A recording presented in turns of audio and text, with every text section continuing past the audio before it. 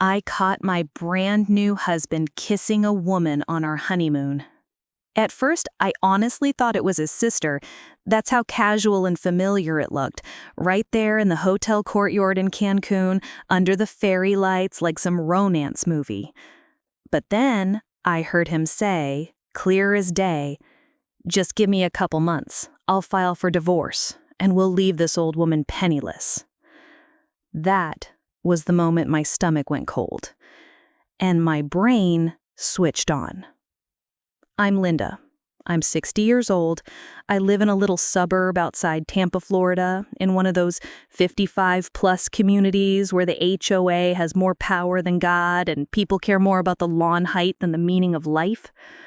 I'm a retired accountant. Not glamorous, but I was good at it.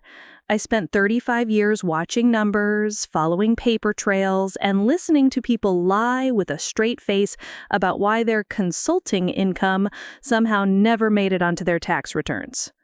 I buried a husband at 52, heart attack. One minute he was complaining about the bucks, the next minute he was on the floor.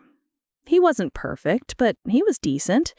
After he died, my life shrank down to paperwork, grief counseling, and frozen dinners for one. My son lives in Seattle with his wife and 2 little girls. They love me, but plane tickets aren't free and they have their own lives. My friends started pairing off or moving to active lifestyle communities with pickleball courts and themed parties. I had my quilting club, my book club, and my cat, Oliver. You can get very, very lonely like that. I didn't come into my 60s rich, but I was comfortable.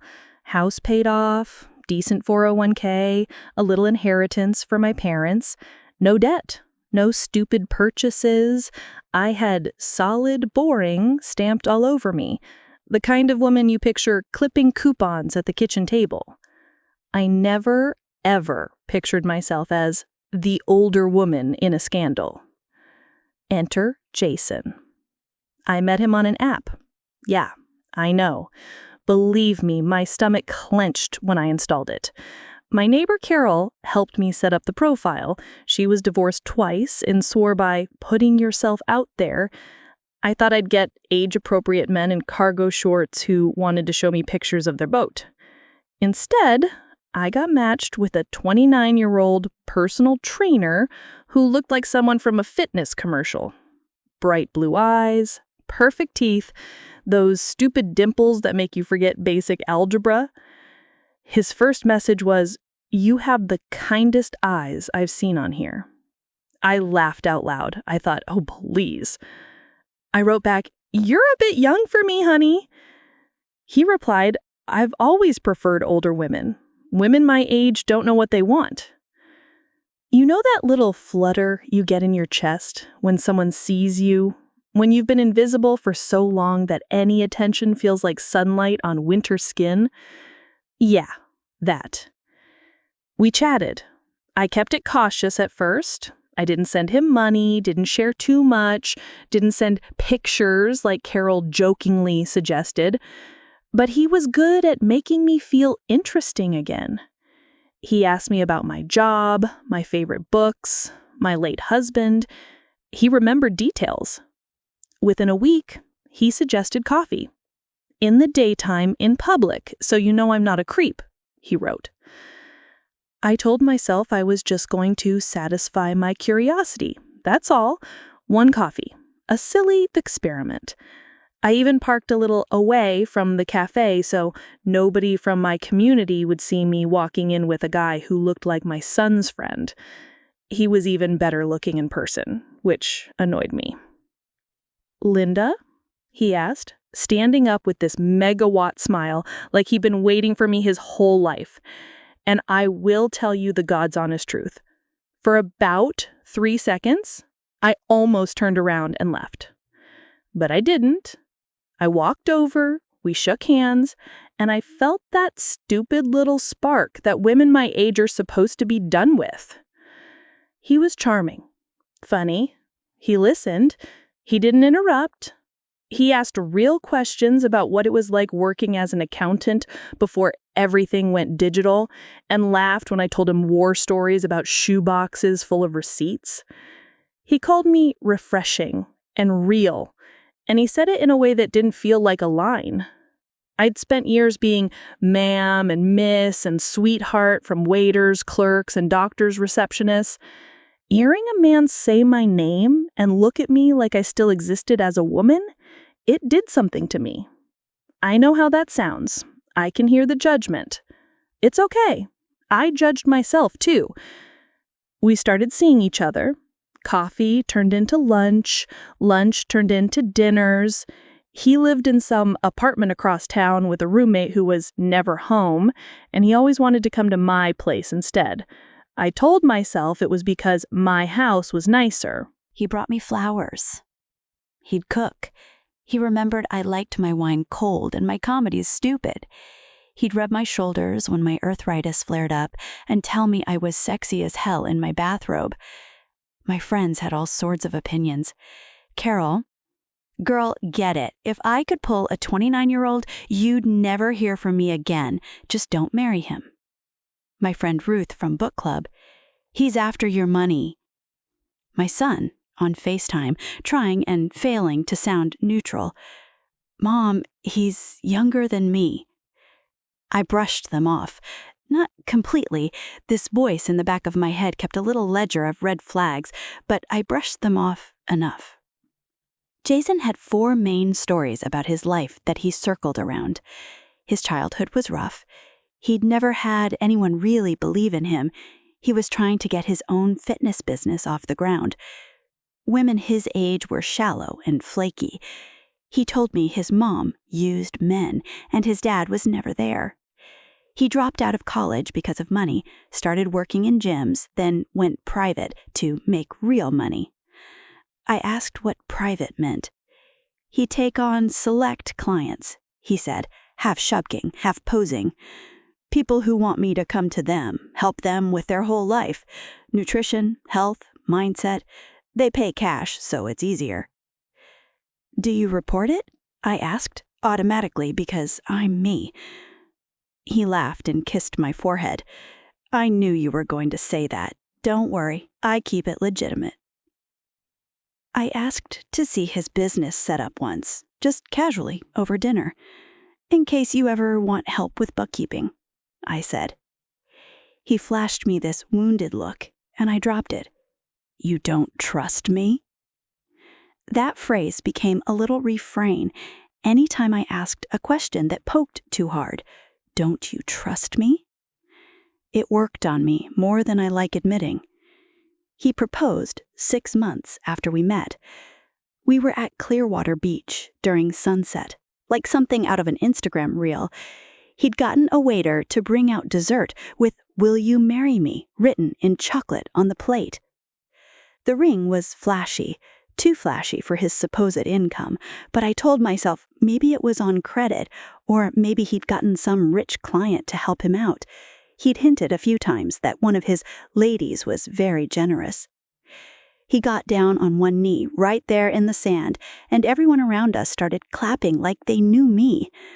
I said yes. I cried. He cried.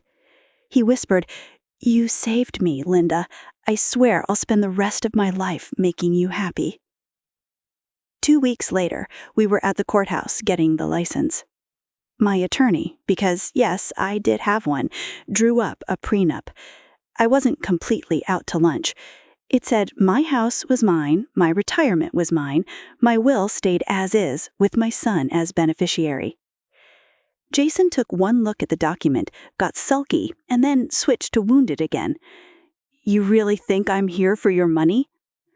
I've worked 40 years for what I have, I told him. This is to protect both of us. If you're not here for the money, it shouldn't matter. He slammed a cupboard. He glared. He didn't talk to me for a full day. Then he came back with big, watery eyes. I'm sorry. I'm just not used to people not screwing me over. I'll sign it. He signed. I ordered good copies. notarized, scanned them myself, and put digital copies on a flash drive, another on a cloud storage, and printed one for my lawyer. Old habits die hard. We had a small wedding, just a few friends, my son and his family, and some people Jason said were from the gym. He didn't have parents there. He said he was no contact. I felt sorry for him, standing there alone, folding his big hands together like he was waiting to be told where to go.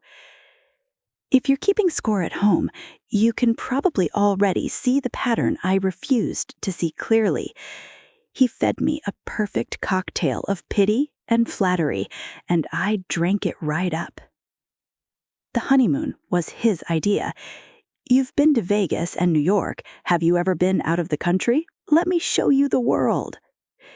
Let me show you the world turned out to be 4 nights at a resort in Cancun with swim-up bars and neon wristbands, but I appreciated the effort. He'd found some great deal. One of my clients has a timeshare. We just pay the fees. We checked into this big white hotel with polished marble floors and fake plants that probably cost more than my car. Everyone had drinks and coconuts. The music was a little too loud. The air smelled like sunscreen and fried food. Our room was nice. King bed, ocean view if you craned your neck out over the balcony. The first day was perfect. We went to the beach, we floated in the pool. He took pictures of me and made me feel silly and cute. He kept making comments about how lucky he was, loud enough for people to hear. "I love that you don't care what people think," he said, wrapping his arms around me. I cared, but I loved that he said it. That night, he said he wanted to grab a cigar from one of the little shops near the front of the resort after dinner. I was tired, my knees hurt, and I told him I'd go upstairs and soak in the tub instead. "Don't wait up," he said, kissing my cheek. "I might go down to the casino for a bit." The hotel didn't have a casino, which I realized later, but at the time, I just nodded. I drew myself a bath, bubbles, scented with something coconutty. I put my phone on the counter and scrolled through the pictures from the day. I remember thinking, well, Linda, you really did it. You're a 60-year-old newlywed in Cancun with a man who looks like that. Who would have thought? About 30 minutes later, I got restless. The tub water was cooling off, and I realized I'd forgotten my night cream in my carry-on, which I'd left in the little sitting area by the door. I wrapped myself in a robe, patted out, grabbed it, and then, this is the part where the universe just kind of, nudged me, I decided to duck into the little lobby shop downstairs to grab a bottle of water. I put on my sandals, but left the robe on. It was one of those thick hotel robes that covered everything. Hair in a towel, no makeup, looking every bit the old woman he'd called me without knowing I was listening later. I took the elevator down. The shop was right off the main courtyard where they had string lights and a bar and some lounge chairs. People were scattered around, laughing, drinking. I saw him before he saw me. He was by the fountain, in the shadows beyond one of the big palm planters. I recognized his shoulders first. I know that sounds odd, but when you live with someone, you know the shape of their body, even in bad lighting. He wasn't alone. A young woman, and I mean young, like early 20s young, was pressed up against him. Long dark hair, a tiny little dress that made me feel grandmotherly just looking at it. She had her hands on his chest. He had his thumb hooked under her chin. He kissed her. Not a brotherly peck, not a hey cousin smooch. This was a slow, familiar kiss. The kind of kiss where you already know exactly how the other person tastes. My brain scrambled to make sense of it.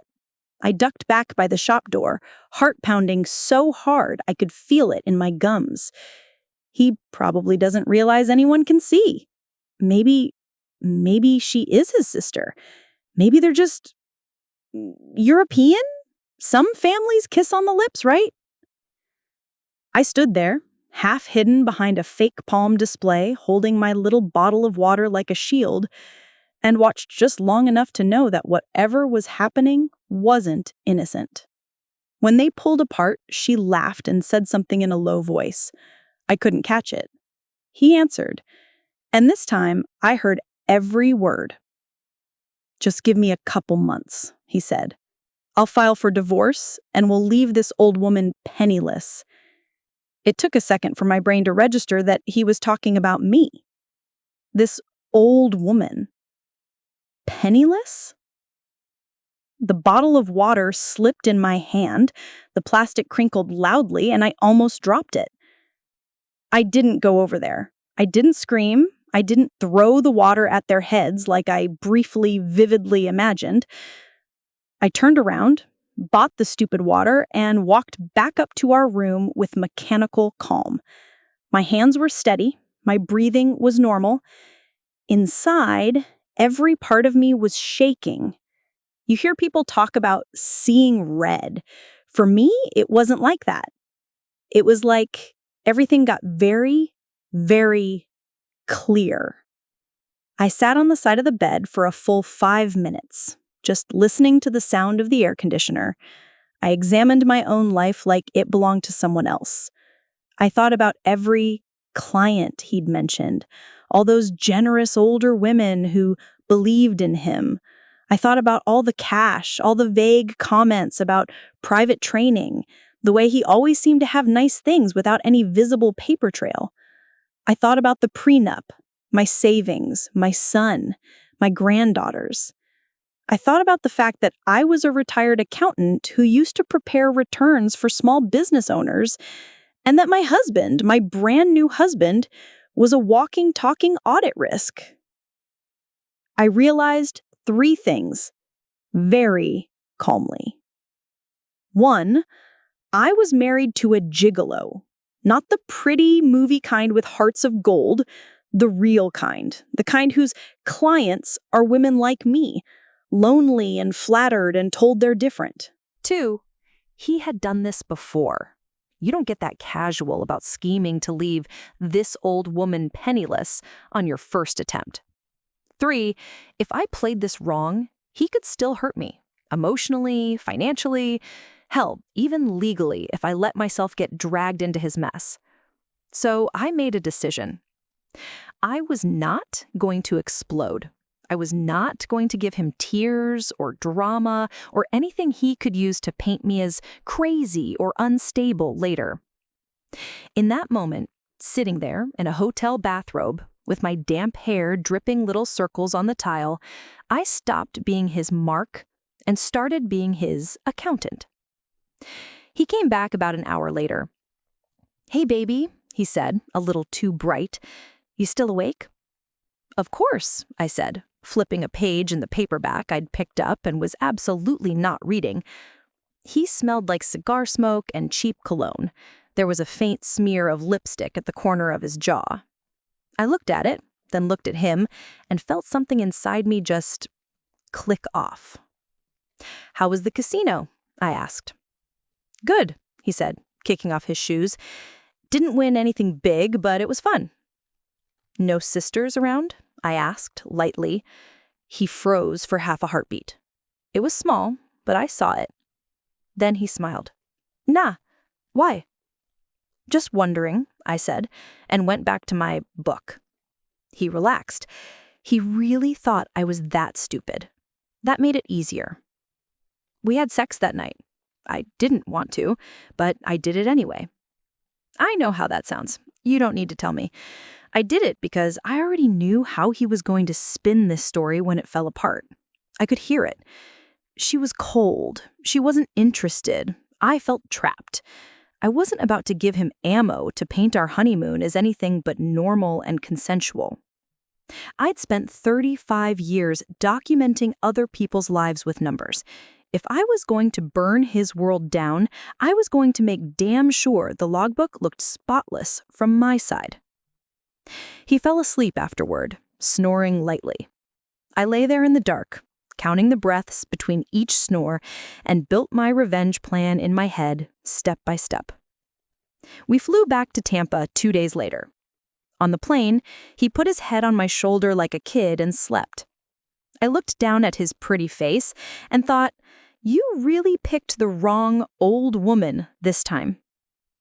The first thing I did when we got home, before I even unpacked, was go to the small safe in my bedroom closet and double-check my documents.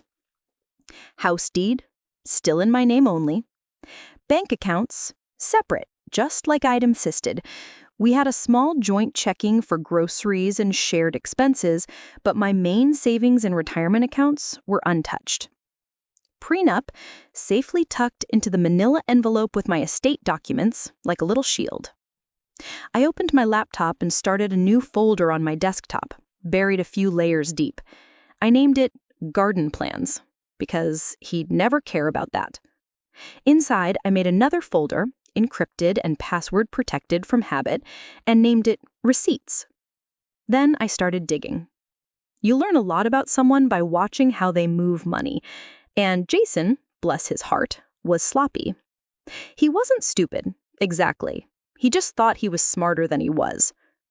He had a separate laptop he used more, but he'd occasionally used my computer to check email when his was updating. He'd logged into his Gmail and never unchecked the Stay Signed In box. I clicked his little smiling face on the upper right. The inbox opened like a treasure chest. There they were. Message threads with dozens of women, all ages, but a noticeable cluster around 50 and up. He had different voices for them, sometimes flirty, sometimes tender, sometimes playing the lost little boy who needed help. I saw payment requests through Venmo and Cash App and PayPal, usually with creative little descriptions. Yoga, coaching, meal prep, big transfers, regular. I opened a spreadsheet. Old habits again. I made columns: date, sender, amount, platform, service description, then another column: notes. I started filling it in. I didn't read every word of every message. I didn't need to. The pattern showed itself fast enough. He'd meet women, mostly through apps, sometimes through in-person training. He'd compliment them, figure out what they were starving for: attention, validation, some feeling of being alive again, and then position himself as exactly what they needed. Then slowly he'd start with the money. Could you help me get my certification? My car needs repairs and I can't get to my clients. I don't have health insurance. I can't afford this. In return, he'd offer training sessions, meal plans, companionship. That's the word he used more than once. Companionship. He rarely called it what it was: escorting. The amounts weren't small. We're talking thousands, sometimes tens of thousands over time. Rent, car payments, a motorcycle, trips, investments in his dream. I recognized clients he'd mentioned to me: Miss Caroline, Diane, Liz. Women he described as his mentors, his investors, even his surrogate mom in one nauseating email. In some of the message threads, they talked about meeting at hotels, about keeping things discreet. One woman, Sandra, had sent him over $40,000 in the last 2 years, by my quick tally. I saw one message where she reminded him gently that he'd promised to start paying her back once his business took off. He'd sent a smiley face and wrote, "Soon, I swear, I'm so close." I sat there and stared at that "soon" for a long time. Then I opened a new tab and went to the IRS website. There's something you need to know about the IRS. They don't care about your love life. They don't care if you're a gigolo, a sugar baby, a private dancer, or a cupcake decorator. As far as they're concerned, if it's income, they want their piece. I'd prepared returns for a couple of companions back in my working days. The ones who stayed out of trouble were the ones who treated their work like a business, kept good records, and didn't try to hide it. They paid their quarterly estimated taxes and slept fine at night. Jason was not that kind. Jason had not filed a tax return in 3 years. I know this because I asked him to see his returns once when we were talking about maybe buying a bigger place together someday. He'd given me a sheepish smile. "I've got an extension," he said. "My guy is working on it." I believed him, or I'd pretended to. Now, I went into our little file cabinet. I had my returns neatly in a row. His side was suspiciously empty. I checked the mail for any IRS correspondence with his name on it. Nothing.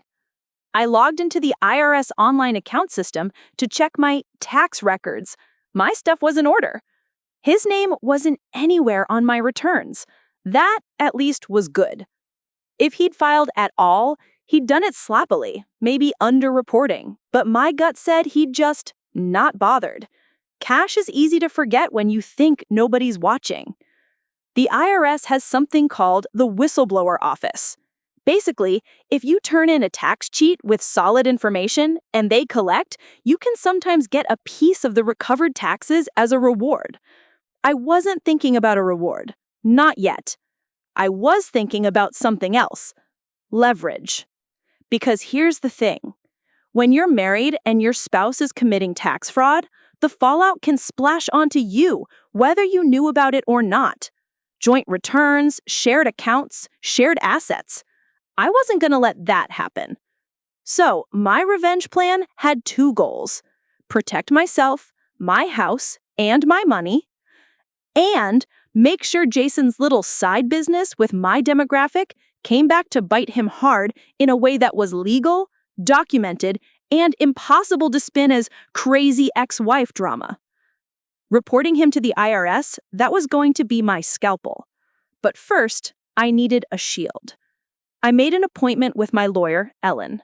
She's my age, sharp as a tack, and has very little patience for men like Jason, which is one of the reasons I like her. "What did he do?" she asked. That was her greeting when I called. "Can I come in and tell you in person?" I said. When I sat down in her office 2 days later, I laid it all out.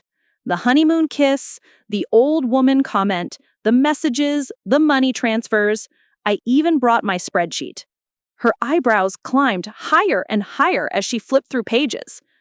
"You did all this in what, 4 days?" she asked finally. I had a lot of free time suddenly. "And I used to do this for a living," I said. She nodded slowly. "You're sure you want to divorce him?" Oh, I wanted to divorce him somewhere between the words "this old woman" and "penniless."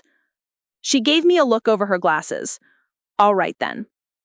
Here's the good news. Your prenup is solid. You kept your accounts separate. We can get you out of this with your assets intact, barring anything truly unexpected." "And the bad news?" I asked. "The bad news is he's probably going to try to make this messy. Men like this don't like losing control, especially when they thought they were running the con. He may try to claim you were financially supporting his business and that you owe him for investments in the marriage. He's been using my electricity and eating my groceries. That's the extent of my investment. I believe you. A judge might too, especially with this." She tapped the spreadsheet. Now, she continued, more serious, you mentioned the IRS. Have you filed anything yet? Not yet, I said. I wanted to talk to you first.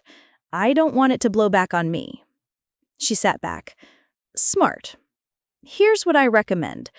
We file for divorce quietly. Florida's a no-fault state. We don't need to prove anything beyond that the marriage is irretrievably broken. But we will attach a financial affidavit that makes it very clear you did not share in or benefit from his unreported income. Meanwhile, you keep collecting documentation. And the IRS? I asked. When you're ready, you submit what you have through the whistleblower program, she said. You are under no obligation to warn him or protect him. In fact, once we file, your interests are directly opposed. But do not, under any circumstances, sign anything jointly with him, especially no joint returns. And if he suddenly gets very interested in having you help with his taxes, you run. Trust me, I said. I've already changed the Wi-Fi password. She grinned. Linda, I have to say, for someone who just discovered her husband is a gigolo, you seem remarkably calm. Oh, I'm not calm. I'm furious. But I've had a lot of practice pretending everything is fine while my insides are on fire. It's one of those skills they don't put on resumes. She nodded. All right, let's make him regret underestimating you. At home, I played the role. For 3 weeks, I was the perfect newlywed. I cooked his favorite dinners, I laughed at his jokes, I asked him about his clients, and listened to him complain about one who was clingy and another who couldn't take a hint. He'd drop comments like, "She keeps trying to get serious, but I'm a married man now," and then look at me for approval. And I'd smile and say, "You're very in demand." He called me his angel, his safe place. He'd wrap his arms around me from behind when I was doing the dishes and say, "I can't believe I got so lucky." I answered, "Me neither," and meant it in a totally different way. Behind the scenes, I was turning into the FBI. I backed up his emails, downloaded bank records where I could, took screenshots of Cash App transactions when he left his phone unattended for 2 seconds. I took pictures of his little notebook where he jotted down appointments and amounts with initials next to them. I made copies of everything and kept them in a folder at Ellen's office, another in a safe deposit box. I contacted my old CPA friend, just casually, to catch up, and slipped in a few hypothetical questions about spouses and unreported income. She confirmed what I already knew. As long as I kept myself clean, didn't sign anything, and documented my ignorance, I had a strong case for innocent spouse relief if the IRS ever came sniffing. I also did something I am particularly proud of. I started building a list of his clients, not just his names and amounts, but his people. I opened a separate spreadsheet tab. I wrote down any personal details I caught in the emails: divorced, widowed, kids, grandkids, where they lived, what they did. I didn't judge them. How could I? I was one of them, just with a ring. Some of them wrote him these long, heartfelt messages about how much he'd helped them feel alive again, about how he was the only person who really saw them. He'd respond with heart emojis, recycled phrases, and the occasional, "Could you help me with something? I hate to ask." I didn't know what I'd do with that list yet, but I knew it would matter somehow. Jason, for his part, started getting twitchy around money. "Do you think we should merge accounts?" he asked one night, browsing new cars on his phone while we watched TV. "Why?" I asked. "Well, we're married now," he said, like that explained everything. "It's just easier. We could streamline things. Put you on my credit cards, me on yours, be a team." I'm old-fashioned. I like keeping things separate, less messy if there's ever a problem. His jaw tensed. His eyes stayed on his phone. "What kind of problem?" "Oh, I don't know," I said. "Illness, caregiving, God forbid one of us needs a nursing home. Separate finances make Medicaid planning simpler." I rattled off plausible reasons like beads on a rosary. He didn't like it, but he couldn't argue with nursing home. A few days later, he brought up taxes. "Hey," he said casually over breakfast, spreading avocado on toast like he was on some cooking show, "since you're a retired accountant and all, maybe you could help me get my returns caught up. I've been so busy with clients, I kind of let it slide." I set my coffee cup down very carefully. "How many years?" I asked. "3, he said quickly. "No, 4. But it's not a big deal. Most of it was cash." "You mean you didn't report it?" I said. Not a question. He waved his knife. "Relax. It's not like I'm some huge corporation. It's just personal training. You know how it is." "Oh, I know exactly how it is," I said, and smiled. "And that's why I can't help you." His eyes snapped up. "What?" "I'm retired," I said. "I don't have a preparer number anymore. I don't have malpractice insurance. I can give you the number of someone good if you want to get square with the IRS, but I'm not putting my name anywhere near returns that involve unreported income. I've worked too hard to keep my record clean." He stared at me like I'd slapped him. Then he laughed. a little too loudly. "You're overreacting," he said. "I just meant you could help me, organize, since you're so good at that. I'll find my own guy. No big." "Okay," I said and went back to my toast. Inside, I circled a date on the mental calendar. He was feeling the heat. Time to turn up the temperature. The day I filed for divorce was spectacularly ordinary. Jason thought I was going to the grocery store and then to my quilting group. I put the reusable bags in the front seat to keep up appearances and drove straight to Ellen's office.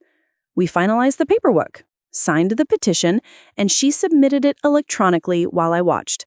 "There, you are officially a woman in the process of regaining her freedom."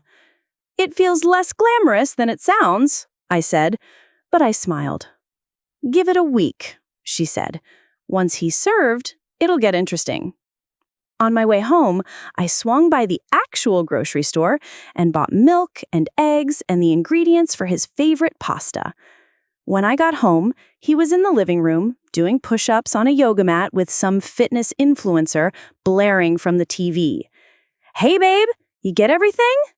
"Oh, yes," I said, placing the bags on the counter. That night, while he watched a game, I took my laptop to the bedroom, logged into the IRS website again, and navigated to the whistleblower office section. I filled out the form.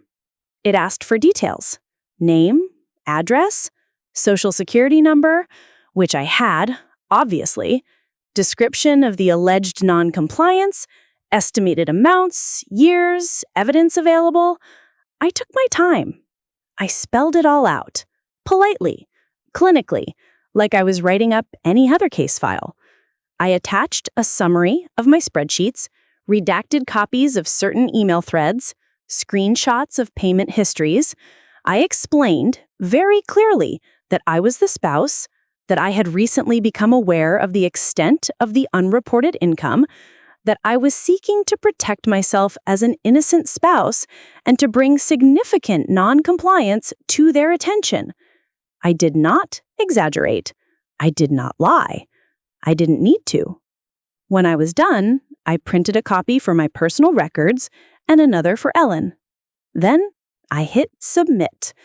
It was a small click, just a tap of my finger on a trackpad, but in my mind, it sounded like a door slamming shut behind him. If this were a movie, the IRS would have kicked down our door the next morning. Real life is a lot slower. Days turned into weeks. I went about my business, kept up the act, and did my best not to grind my teeth to dust at night. Jason sensed something had shifted, but he couldn't quite pin it down.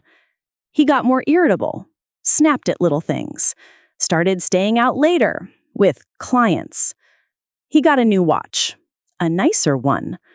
One morning, I found a hotel key card in his jeans pocket while doing laundry. The name of the hotel was one he'd mentioned in connection with a client who travels for work. I took a picture and put it back. The divorce papers were served on him on a Tuesday afternoon.